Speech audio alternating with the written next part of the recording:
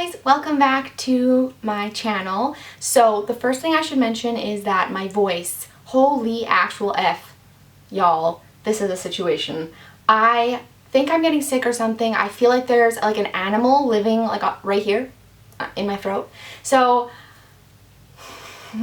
that's annoying. Today I wanted to talk about my moving out experience and then some advice that I wanted to sort of throw at you guys if you're planning on moving out soon. For those of you who don't know, I just moved to Boston, Massachusetts. I'm living here with my boyfriend who is going to school here. When my boyfriend and I first started dating, he wanted to go to school in Boston at a music school. He auditioned when we were dating, got in, and then we decided that we would move here in January 2016, and here we are. I never thought it would really happen, but it did. The moving process was actually pretty seamless and it wasn't that bad. I kind of talked about it in my moving vlogs if you haven't seen that. So my boyfriend started school this past week, and for right now I have nothing on my agenda. I don't really know how people do nothing like this. Like, I've been in school for like my whole entire life. I don't really know how to just like sit around and like do nothing. So I've been sort of trying to find things to fill my time. So I'm trying to focus a lot on my YouTube channel, and I genuinely love YouTube, and it's an awesome hobby to have because no matter where you are, you can take it with you and you can do it.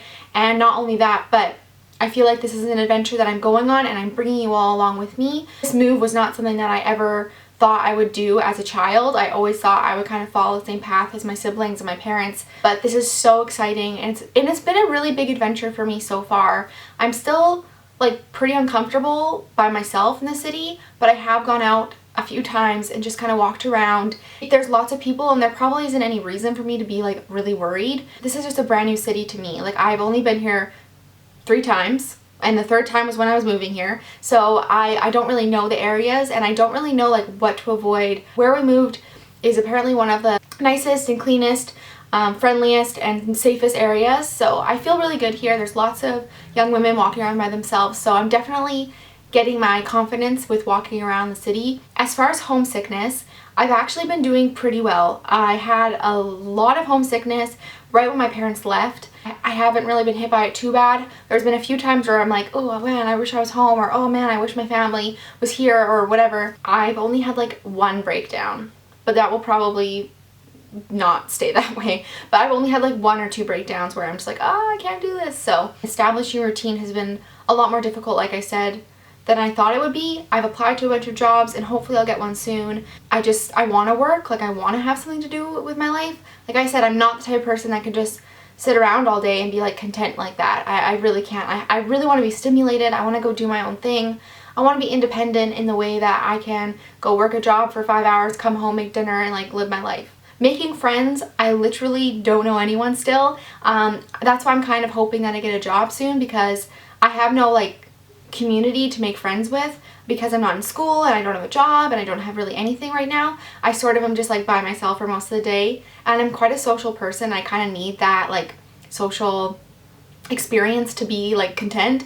I've been kind of like struggling a little bit with that, but I've also been sort of enjoying my own company. Other than that, I absolutely love the city here. I think it's very beautiful. It's very different from where I'm from. And the thing I really appreciate about Boston, that it's unique from any other place I've been, is that there's so many young people here for education specifically, and a lot of people that, you know, aren't actually from Boston but are living here because they're going to school here. And so our neighbor is going to Harvard. It's like insane. Like, when I think about Harvard, I think about holy shit, didn't some from Gilmore Girls go to Harvard? That's like what I think. But in reality, that's just like how it is here. There's like MIT, there's Berkeley, there's Harvard, there's Northeastern, there's BU. There's so many schools here. There's like so many schools, so many options, so lots of like young students, and I really like it. It's sort of weird to not be a student, but honestly, like, this break I'm taking from school, it feels so good to just be away from it for a little bit. I think in a month or 2 maybe I'll feel like more sad, but right now I feel like, oh my gosh, I needed this break so bad. It's really cold here. Really cold. Whenever I tell people I'm from Canada, they assume that I'm like used to this weather, and I'm like, no, it's really cold here. I've been wearing like 2 pairs of pants and like all my sweaters and gloves and a toque and like so much clothing, and I've like contemplated buying a balaclava or whatever, the thing that covers your whole face but just your eyes show. It's crazy. One of my biggest tips if you're moving far away from home or to a different country, give yourself milestones. Give yourself like day-to-day things to get through and to look forward to. Make it not so painful. Make it not such a long process. We're lucky in the fact that our family can travel a lot and has the ability to do that. But even just like having a really long FaceTime or Skype session with them, like these are things that I feel very thankful for, because just seeing their faces and having a conversation like that is so relieving, and it really takes away any homesickness you might be having. I wrote down some advice that I wanted to give any of you guys who are thinking about moving out soon or in the future. Hopefully you're all planning to move out at some point. If you're not, you know, I get it. I would have stayed at home forever too, but it'll come to you eventually how to like live life, even if no one tells you like you have to pay this bill or there's electricity that needs to be paid. Like, you will figure it out. It's just a matter of time and having the confidence to do what you need to do. Make the phone calls, cancel the cable that you can't afford. Like, you know what I mean? My biggest piece of advice for moving out that I wanted to say to you guys is that make sure you're doing it for the right reasons,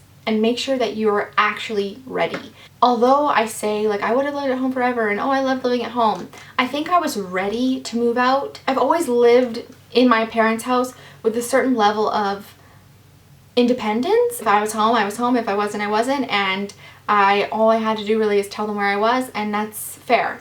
If you don't have that taste of independence while you're living at home and then you go live on your own, it's gonna be like such a big shock, and some people might handle it okay, but I think for myself, if I hadn't had that taste of independence at home and then I moved out, I think I would have been a little bit more freaked out by the experience. There's all of a sudden these bills and costs and expenses that you didn't really know existed until you move out. Like, I honestly can say to you guys that I did not know that you had to pay for electricity. Like, I honestly did not know. When you're looking for a place, I would tell you that you're gonna have ideas of what you want, and you're gonna have ideas of what you feel that you need.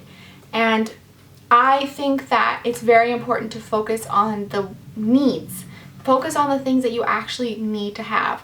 For us, our biggest need was location. We wanted to be close to Patrick's school. A want for me would have been hardwood floors, which I ended up getting, but if the apartment didn't have it, that wouldn't be a deal breaker for me. It's definitely something that is hard because you're spending a lot of money on something on a month-to-month basis, and if it's not exactly what you want, it can seem kind of discouraging and like, I don't even like this place that much, like why am I paying so much? But you have to realize that no place is going to be perfect, and I think you all know that in the back of your head when you're looking for a place.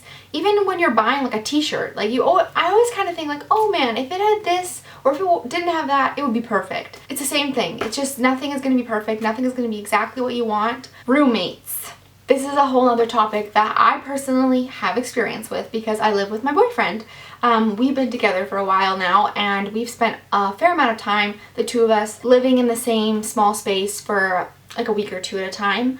When my parents would travel to Europe, he would come stay in my house with me because I'm the last child at home, so this huge house would be mine, and it would be like really scary at nighttime. Let's be honest. I absolutely know that the creeks are a murderer coming to get me. I just know it. For us, it was nice because we knew each other's like idiosyncrasies. We knew each other's kind of like routines. Like, I know that he is very weird about mornings. Like, he wants to be alone in the morning. Totally get it. So I stay out of his way. And he knows that I need to film and I'm going to be talking really loud and probably making really inappropriate, weird jokes that don't make any sense. Like, that's the way it is. And we kind of understand that, and there's no surprises in that way. Make sure when you're choosing someone to live with that not only are you both committed for the long haul, you're both committed to do it for as long as your lease is, and also make sure that you actually will get along with each other, because you don't want to ruin a friendship over moving in together. It's definitely not worth it.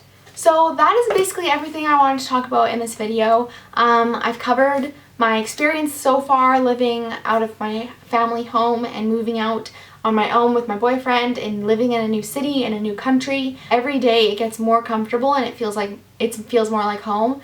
But I still obviously miss my family. That's basically everything that I wanted to share with you guys. So I hope you all enjoyed this video. Let me know down below if you have any more questions about me moving. And that's basically it. I'll see you all soon. Bye!